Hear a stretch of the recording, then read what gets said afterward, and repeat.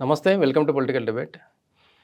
ఈ మధ్య వార్తల్లో ఢిల్లీ హైకోర్టు జస్టిస్ యశ్వంత్ వర్మ ఇంట్లో నోట్ల కట్టలు దొరికినట్టుగా సోషల్ మీడియాలో, మెయిన్ స్ట్రీమ్ మీడియాలో కూడా బాగా వార్తలు వైరల్ అవుతున్నాయి.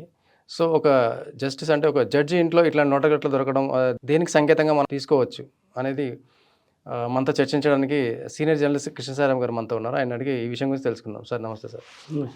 సార్ అయితే ఈ ఢిల్లీ హైకోర్టులో జడ్జి ఇంట్లోనే నోట్ల కట్టలు దొరికాయని వార్తలు బాగా వస్తున్నాయి సార్. అంటే జడ్జి ఇంట్లోనే నోట్ల కట్టలు దొరికాయంటే మనం దీన్ని ఏ రకంగా అర్థం చేసుకోవచ్చు? ఇది చాలా సున్నితమైనటువంటి అంశం. అందులోని సుప్రీంకోర్టు పరిధిలోనే విచారణ, అంటే న్యాయపరమైనటువంటి విచారణ కాకపోయినప్పటికీ అంతర్గతమైనటువంటి విచారణకి 3 జడ్జిలతోటి ఒక కమిషన్ ఏర్పాటు చేసుకుని వాళ్ళు విచారిస్తున్నారు. తర్వాత కొంత పారదర్శకంగా ఉండాలనేటటువంటి ఉద్దేశంతో ఇప్పటికే సుప్రీంకోర్టు వెబ్సైట్లో అసలు మొత్తం ఆ దహనమైన, అంటే అగ్నికి దహనమైనటువంటి ఆయన ఇంట్లో ఫైర్ యాక్సిడెంట్ జరగడం, ఆ ఫైర్ యాక్సిడెంట్ సందర్భంగా స్టోర్ రూమ్, అది స్టోర్ రూమ్లో నోట్ల కట్టలు తగలబడ్డాయి అనేటటువంటి దృశ్యాలు కావచ్చు, ఫొటోస్ కావచ్చు, వాటన్నిటిని బయట పెట్టారు. దాని మీద అక్కడ హైకోర్టు చీఫ్ జస్టిస్ వెళ్ళి విచారణ చేశారు, ఉపాధ్యాయ.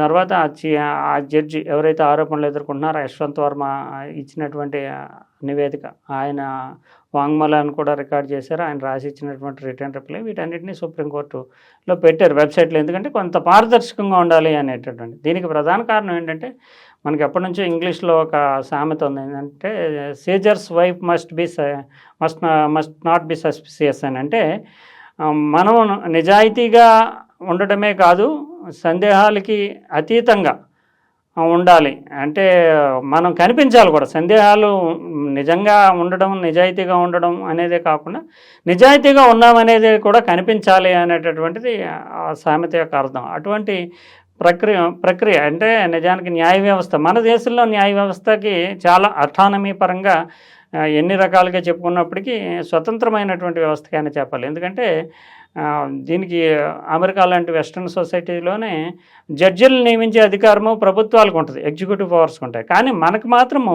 కొలీజియం ద్వారా జడ్జిలను వాళ్ళే నియమించుకుంటారు, పదోన్నతులు వాళ్ళే ఇచ్చుకుంటారు. ఆల్మోస్ట్ అప్రూవల్ మాత్రమే గవర్నమెంట్ చేస్తుంది. అందువల్ల ఒక స్వతంత్రమైనటువంటి ఇండిపెండెంట్ వ్యవస్థ. కానీ అయితే ఇటీవల రాజకీయ అధికారంలో ఉన్నటువంటి వాళ్ళు ప్రలోభపరుస్తున్నారనే ఆరోపణలు, విమర్శలు ఉన్నాయి. దాంట్లో ఏమీ మనం స్పష్టంగా చెప్పలేకపోయింది.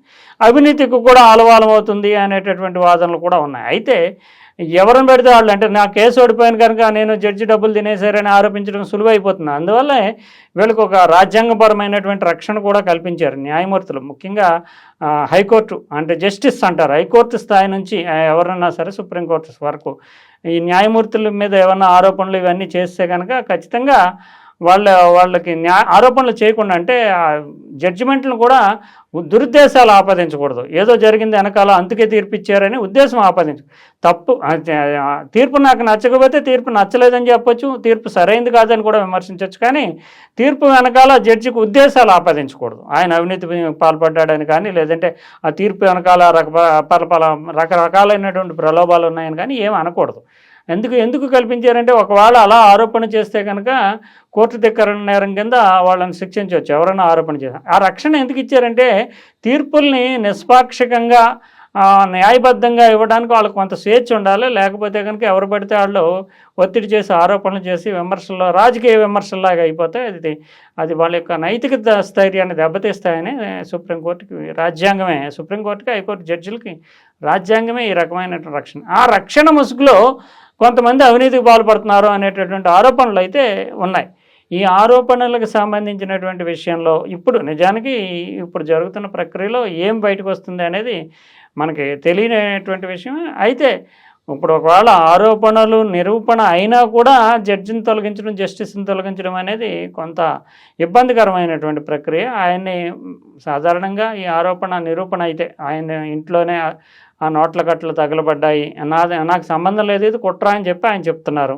కుట్ర కాదు, దీంట్లో ప్రాథమికమైనటువంటి సాక్ష్యాధారాలు ఉన్నాయి, అక్కడే తగలబడ్డాయి అని తేలితే కనుక సుప్రీంకోర్టు చీఫ్ జస్టిస్ ఈయన్ని రాజీనామా చేయమని మాత్రమే అడగగలుగుతారు. ఆయన ఒకవేళ రాజీనామా చేయకపోతే మళ్ళీ న్యాయ ప్రక్రియలో న్యాయస్థానం సుప్రీంకోర్టు చేయగలిగింది ఏం లేదు. మళ్ళీ చీఫ్ జస్టిసే భారత ప్రభుత్వానికి రాస్తూ 124(4) అంటే సెక్షన్ 124(4) ప్రకారం న్యాయమూర్తిని అంటే హైకోర్టు సుప్రీంకోర్టు న్యాయమూర్తులు ఏమన్నా అభిశంసన చేయాలి. పార్లమెంట్కి మాత్రమే వీళ్ళని తొలగించే అధికారం ఉంది.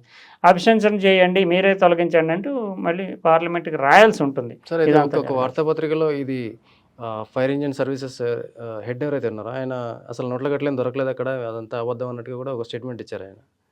అంటే ఏదైనా ఇంకా అంటే ఇదేమైనా నిజాలు బయటపడతాయని చెప్పేసి ఏదైనా చేసే ప్రయత్నం అంటే దాని మీద కూడా విరుద్ధమైన ఆయన స్టేట్మెంట్ ఇచ్చారని ఒకసారి వచ్చింది. మళ్ళీ మరుసటి రోజు వివరణ నేనేమి ఎటువంటి స్టేట్మెంట్ ఇవ్వలేదు, నా పేరు మీద ఇలా జరిగిందని అన్నారు. అసలు ఇది బయటకు వచ్చిందే ఈ ఫైర్ డిపార్ట్మెంట్ ఎంటర్ అయ్యి అక్కడ ఆర్పేటటువంటి క్రమంలో నోట్ల గట్లు తగలడుతున్నాయంటూ ఇన్ఫర్మేషన్ ఇవ్వడం police commissioner, Delhi police commissioner కూడా కేంద్ర ప్రభుత్వ అధీనంలో ఉంటారు, అది లెఫ్టినెంట్ జనరల్ అధీనంలో ఉంటారు. ఆయన హైకోర్టు చీఫ్ జస్టిస్కి హైకోర్టు చీఫ్ జస్టిస్ ఉపాధ్యాయకి ఇక్కడ ఏదో తగలబడుతున్నాయి, దాంట్లో నోట్ల గట్లు ఉన్నాయని నాకు ఇన్ఫర్మేషన్ వచ్చిందని ఇవ్వడం. ఆయన అంటే హైకోర్టు చీఫ్ జస్టిసే వెళ్ళి దాన్ని పరిశీలించి ఆ సందర్భంగా యశ్వంత్ వర్మ యొక్క రిపోర్ట్ తీసుకోవడము ఇదంతా జరిగింది. యశ్వంత్ వర్మ అయితే నేను ఊళ్ళోనే లేను, నేను మధ్యప్రదేశ్లో ఎక్కడో ఉన్నప్పుడు ఈ జరిగిన సంఘటన మా పిల్లలే అగ్ని ప్రమాదానికి సంబంధించి తెలుసుకున్నారు. ఆ స్టోర్ రూమ్ అనేటటువంటిది నిరంతరం ఎవరో ఒకరు వచ్చిపోయే రూము, అది నేను నివసించే బంగ్లాకి సంబంధించింది కాదు, నా ప్రెమిసెస్లో ఉంది ఎవరిలో అని చెప్తున్నారు. ఇదంతా అయితే జడ్జి అన్ని కోట్ల రూపాయలు 15 కోట్లు ఎంతో అంటున్నారు, అన్ని కోట్ల రూపాయలు జడ్జికి తెలియకుండా జడ్జి బంగ్లాలో స్టోర్ రూమ్లో ఉండడము అనేది ఎంతవరకు నిజమా? అది ఆ తగలబడిన వాటిని ఎవరు తరలించారు అది కూడా ఇప్పుడు చీఫ్ జస్టిస్ అంటే ఇచ్చినటువంటి ప్రొసీజర్లో అసలు ఈ తగలబడినటువంటి నోట్లను ఎవరు తరలించారు అనేది కూడా తేల్చండి అని అన్నారు. అంటే ఒకవేళ ఈ జడ్జి వాళ్ళ బంధువులు ఎవరైనా తరలించారా, లేదంటే సెక్యూరిటీ వాళ్ళు తరలించారా, ఇది కూడా అంటే దానికి ఆధారంగా ఉపయోగపడుతుంది. తర్వాత జస్టిస్ ఈయన యశ్వంత్ వర్మ కొన్ని రోజులుగా 2-3 నెలలుగా మాట్లాడినటువంటి కాల్ డేటా అంటే ఫోన్ కాల్ డేటా, తర్వాత మెసేజ్లు డిలీట్ చేయొద్దని, ఆయన ఫోన్లని ఎక్కడ కూడా పాడేయకుండా జాగ్రత్త తీసుకోవాలని, ఈయనే కాకుండా ఈయన సమీప సర్కిల్లో ఉండేటటువంటి వాళ్ళు బంధువులు కానీ చుట్టాలు కానీ లేదా సెక్యూరిటీ పర్సన్స్ కానీ వీళ్ళది కూడా ఫోన్లు అన్నింటిని కూడా ఆ డేటాని సేకరించి విశ్లేషించాలని, అంటే పకడ్బందీగా దీని మీద ఒక నింద పడింది. ఎందుకంటే చాలా డ్యామేజ్ న్యాయ వ్యవస్థ అనేది, నిజానికి న్యాయ వ్యవస్థ మీద చాలా కాలం నుంచి ఆరోపణలు ఉంటే జ్యుడిషియల్ అకౌంటబిలిటీ కమిషన్ వేసి జడ్జిల నియామకానికి కూడా న్యాయ వ్యవస్థతో సంబంధం లేకుండా చర్యలు తీసుకోవాలని కూడా ప్రభుత్వం ఒక బిల్లుని రూపొందిస్తే దానిని సుప్రీంకోర్టే కొట్టేసింది. మా విషయాల్లో జోక్యం చేసుకుంటారా, మేము చూసుకోగలుగుతాం అన్నట్టుగా.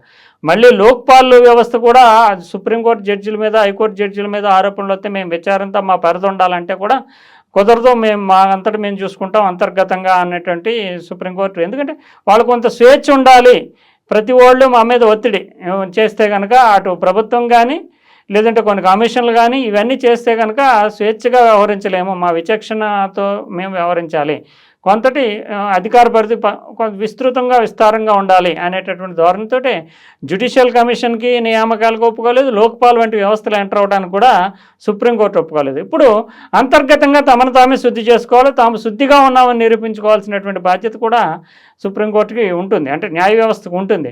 లేకపోతే ఇదేదో ప్రైవేట్ వ్యవహారం కాదు. ఎందుకంటే ఇంతవరకు కూడా మనకి రాజకీయ వ్యవస్థ మీద ప్రజలకి కొంత సన్నగిలినటువంటి అవినీతి కుంభకోణాలు బయటపడడం, తర్వాత యంత్రాంగం ఐఏఎస్ స్థాయిలోంచి కింద వరకు చూస్తే కనుక యంత్రాంగం కూడా అవినీతిమయమైపోయింది అనే పరిస్థితి.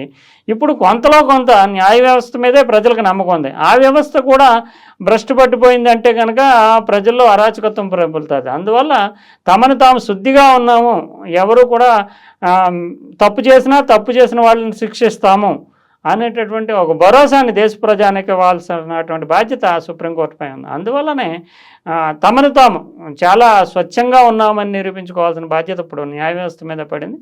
ఇప్పుడు ఈ పరిస్థితుల్లో ఇప్పుడు బయటకు వచ్చేటటువంటి విషయాలు కానీ నిజంగానే ఆయన తప్పు చేస్తుంటే కనుక బయట పెట్టి ఆయన శిక్షించడము అభిశంసన స్థాయికి తీసుకెళ్ళడం. ఎటువంటి చర్యలు ఉంటాయి సార్ నిరూపితమైతే? ఒకటి ఏంటంటే ఆయన్ని ఈయన దుష్ప్రవర్తన చాలా తీవ్రంగా ఉంది, ఇది న్యాయ వ్యవస్థకి కళంకం తెస్తుంది, ఇప్పటికే డ్యామేజ్ జరిగింది అనుకుంటే కనుక ఇమీడియట్గా రాజీనామా చేయమని చెప్పేసి అడుగుతారు సుప్రీంకోర్టు చీఫ్ జస్టిస్. అది ఇంటర్నల్గా జరుగుతుంది, డైరెక్ట్గా ఏమీ బహిరంగంగా అడగరు. ఇంటర్నల్గా రాజీనామా చేయమని అడుగుతారు. రాజీనామా చేసిన తర్వాత అతను సాధారణ వ్యక్తి అయిపోతాడు కనుక ఎంక్వైరీ అంటే సిబిఐ కావచ్చు, ఈడీ కావచ్చు, వీళ్ళకి ఎంక్వైరీ ఇచ్చి విచారణ చేయించవచ్చు. ఒకవేళ రాజీనామా చేస్తే కనుక తనకు ఉండేటటువంటి ప్రివిలేజెస్ ఇవన్నీ పోతాయి, నేను పోరాడదాము, నిజంగానే ఉన్నాను, ఏం చేస్తారో చూద్దాం అనుకుంటే కనుక సుప్రీంకోర్టు కనుక నిజంగా ఇప్పుడు విచారణ కమిషన్ నివేదిక కనుక ఈయనకు వ్యతిరేకంగా వస్తే, లేదు ఈయన తప్పుకోవాల్సిందే, ఇప్పటికే మచ్చపడింది, ఇటువంటి వ్యక్తి న్యాయ వ్యవస్థలో కొనసాగకూడదు అని భావిస్తే కనుక సుప్రీంకోర్టే భారత ప్రభుత్వానికి లేఖ రాస్తానికి అవకాశం ఉంది. ఏంటంటే సుప్రీంకోర్టు చీఫ్ జస్టిస్ ఈయన్ని అభిశంసించి తొలగించండి అని పార్లమెంటే తొలగించాలి 2/3 మెజారిటీ తోటి. అందువల్ల ప్రభుత్వము పార్లమెంట్లో ఈయన కేసును పెట్టి ఇంతవరకు లభించినటువంటి ఆధారాలను పెట్టి సుప్రీంకోర్టు నివేదికను కూడా పెట్టి చర్చించి దాని మీద ఒక కమిషన్ వేసి తర్వాత పార్లమెంట్ ద్వారానే తొలగించడానికి అవకాశం ఉంది. ఒక సీరియస్ అయితే కనుక నిజంగా ఆ మేరకు అవకాశం ఉంటుంది. కానీ సాధారణంగా ఏంటంటే నిజంగా తప్పు బయటపడి చీఫ్ జస్టిస్ లాంటి వాళ్ళే రాజీనామా చేయండి అని అడిగితే వీళ్ళు చాలా వరకు 90% ఇంకా తర్వాత అభిశంసన స్థాయికి వెళ్ళడం అనేది చాలా అవమానకరంగా ఉంటుంది కనుక పార్లమెంటు ముందు హాజరయ్యి తమ వివరణ ఇవ్వాలి, చాలా అవమానకరంగా ఉంటుంది. అందువల్ల న్యాయ వ్యవస్థ యొక్క స్వతంత్ర ప్రతిపత్తిని గౌరవాన్ని కాపాడేటటువంటి క్రమంలో భాగంగా నైతికంగా రాజీనామా చేస్తున్నానని అంటారు. సుప్రీంకోర్టు చీఫ్ జస్టిసే ఆ మేరకు సూచన చేసి రాజీనామా చేయించే అవకాశం ఎక్కువగా ఉంటుంది. లేకపోతే కనుక పార్లమెంట్కి అభిశంసనకి వెళ్ళాలి. సార్, అయితే గతంలో ఎప్పుడైనా ఇట్లాంటి సంఘటనలు మనం చూసాము సార్? ఇద్దరు రామస్వామి అని ఒక ఆయనది ఇద్దరిది జరిగింది, కానీ ఇంతవరకు కూడా పార్లమెంటరీ చరిత్రలోనే అతి తక్కువ అయినటువంటి, ఎందుకంటే న్యాయ వ్యవస్థ మీద చాలా వరకు వెళ్ళరు పార్లమెంట్ కానీ చీఫ్ జస్టిస్ కానీ, వీళ్ళంతా కూడా తమ స్వతంత్ర ప్రతిపత్తిని కాపాడుకొని సాధారణంగా బదిలీలు లాంటివి చిన్న చిన్న లోపాలు ఉంటే బదిలీలు లాంటివి చేస్తూ ఉంటారు. ఇది ప్రత్యేకించి రాజ్యాంగ న్యాయస్థానాలు అంటే కాన్స్టిట్యూషనల్ కోర్ట్స్ అంటారు, హైకోర్టులని, సుప్రీంకోర్టుని, వీటికి సంబంధించినటువంటి న్యాయమూర్తులకి ఈ రక్షణలు ఉన్నాయి.